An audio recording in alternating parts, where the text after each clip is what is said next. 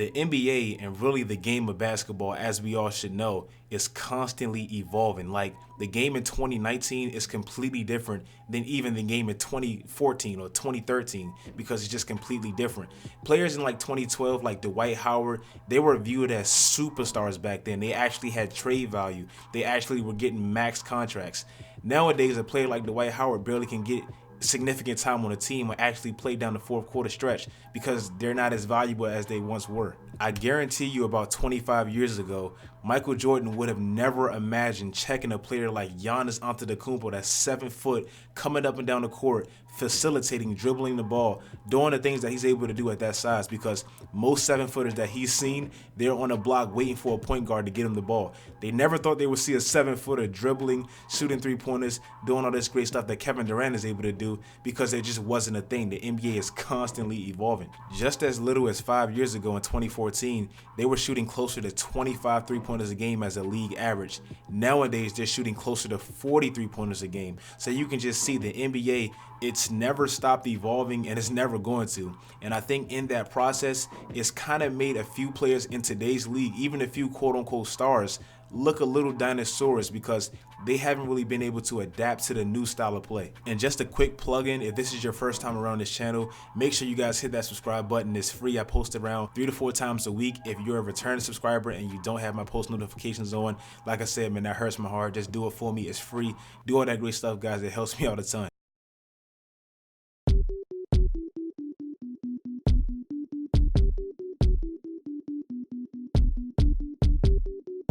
Now, the first player on this list, and this is really in no specific order, but the first player on this list is Andre Drummond. Now, I'm sure a lot of you probably don't even think twice about a player like Andre Drummond. Like, unless you're a Detroit Piston fan or you actually support the Pistons in any way, shape, or form, Andre Drummond is probably not relevant to your basketball life in no shape or form.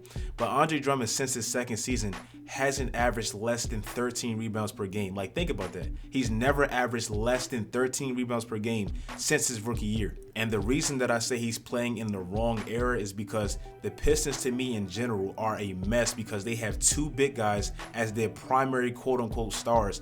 And in my opinion, I always say this, in today's league, you need shooters and playmakers. And I don't think Blake Griffin or Andre Drummond can really play make for anybody besides themselves. Now, actually, I'm going to take that back just a tiny bit because I think Blake Griffin, he can a little bit, but you can tell he's working on it. It's not really natural because he's not really a natural guard. It looks stiff. It looks weird. But as for Andre Drummond, he needs somebody to basically get him the ball or alley-oop. And even his post moves aren't swift. They're not smooth. He doesn't have the best post moves. So he's still learning in that aspect.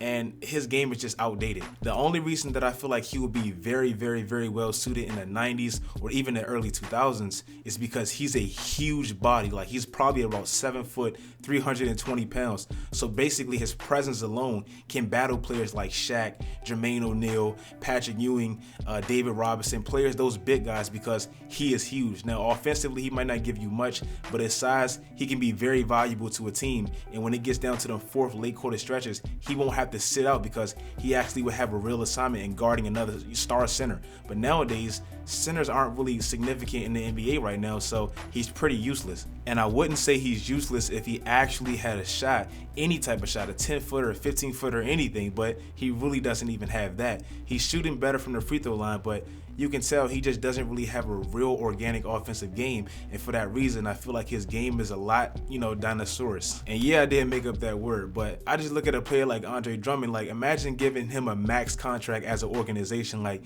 yeah, he's going to get you a ton of rebounds, but offensively, he ain't going to do a damn thing. So what are you really bragging about? Where it matters most, he really can't be effective. He might get you a rebound or slap a ball to a playmaker, but he's not doing much, and that's why he's a dinosaur. Now, the next player on this list might even surprise some people, but it's actually DeMar DeRozan. Now, DeMar DeRozan still can be effective in the NBA. This list doesn't mean that you can't be effective or you can't be a good player. I'm just saying their games will be better suited for the earlier eras of basketball. That's all this list is saying. But DeMar DeRozan hasn't quite developed the three-point shot the way I thought he would. if you really can't contribute in that aspect of the game, at times you can look like an ancient player. Like I remember in series where they used to play Cleveland, and Cleveland would go on this run hitting threes, LeBron, Kyrie, Kevin Love, all the shooters they had around, and I don't think Kyle Lowry or DeMar DeRozan can really stop the bleeding with a big three themselves, because it wasn't really their game. And if their intermediate game isn't falling, and that's pretty much where DeMar DeRozan lives, then they almost become ineffective when the game is actually becoming a lot three-point dominant. Even this year, the reason why I think the Spurs weren't as good as they probably should have been is because DeMar DeRozan can't hit threes. Like this season, he shot 18% from beyond the arch, and he wasn't really shooting them because I feel like Greg Popovich, somebody had to tell him to stop shooting because he really didn't shoot. And the Spurs, when the Spurs were great, the Spurs actually started this whole three-point saga. Like the Warriors enhanced it and made it like blow up with Stephen Curry and Klay Thompson, basically looking like the pioneers of it. But the Spurs in 2014, they blew the Heat out because they had so many shooters with Patty Mills,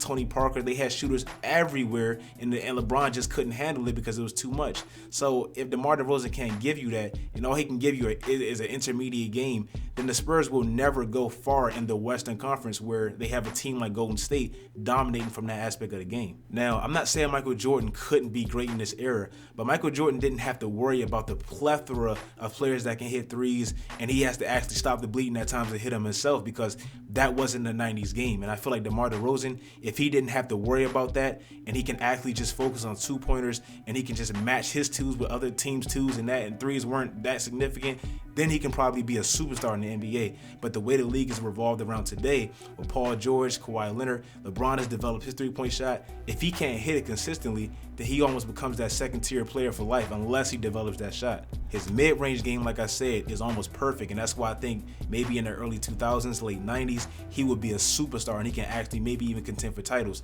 But not being able to hit a three, that's not going to work in today's era if you're a quote-unquote superstar. Now, number 2 on this list is definitely going to get the dislikes, if anybody on this list, because it's Russell Westbrook, one of the most loved players in the NBA, and this is not a bash on him. I just think maybe in the earlier years of the NBA, he would be suited a lot better.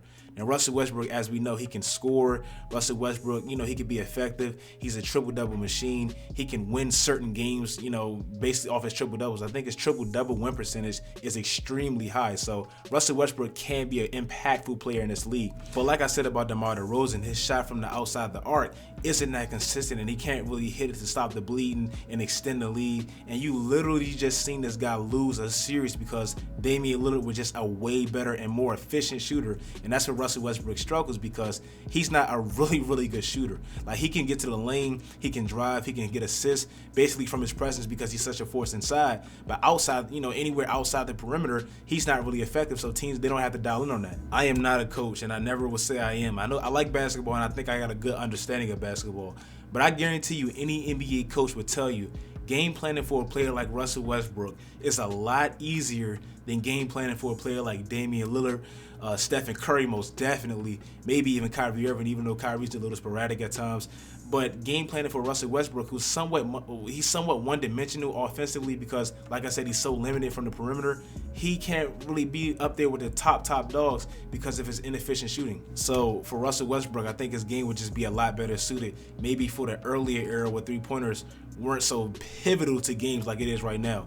Now, number 1 on this list, and if you couldn't guess this, you probably saw the thumbnail, so you already know, Ben Simmons. Now, Ben Simmons, you don't even have to spend a lot of time on him. He can't shoot from he can't shoot 5 feet from the basket, so that's obvious why his game would be a lot better maybe in the early 80s or something like that. Ben Simmons, for him, I really can't even say that he can't shoot, because his problem is he seems like he has demons in his head where he just won't shoot. Like, I can't say he can't shoot, because the one time he does shoot, he misses a shot. Like, if Stephen Curry shot 1 3-pointer a game and he missed every single 3-pointer for 82 games, I really can't say he can't shoot, because he's not shooting it consistently enough for me to actually give that fair judgment.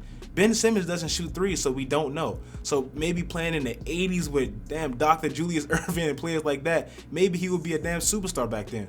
But playing now where, these guys are hitting 3-pointers and they can hit mid-range shots and he won't even attempt them, his game is extremely limited. And once again, not saying Ben Simmons can't be effective, because as we all know, Ben Simmons, he's an all-star. He's a triple-double threat every time he's out on the court. And sometimes he can have games where he seems like he's pretty much taking over, not even shooting. But at the same time, in the crunch time where you need a basket, sometimes you just need those superstars that can just go get a bucket. That's what Kevin Durant can do. That's what LeBron James can do. That's what most superstars in this league historically could do. So if he can't do that, I'm sorry, he's not going to ever be what he was probably drafted to be. And I'm not saying Ben Simmons was drafted to be some type of scoring machine, because we all know he wasn't. But Ben Simmons was drafted. He was drafted to be a team revolutionizing type of player. So if he can't, shoot, his team is never going to get past the second or third round, and that's not going to be that if he can't get past the second or third round. That's why I said he needs to develop some type of offensive game. That's the video though, guys. I hope you guys enjoyed the video. Like I said, these are just 4 players in my opinion that their games will be a lot better suited maybe for the 80s, 90s, or even early 2000s. If you guys like the video, make sure you guys like the video. Make sure you guys follow all of my social media sites. Do all that great stuff, guys. And until next time, stay tuned.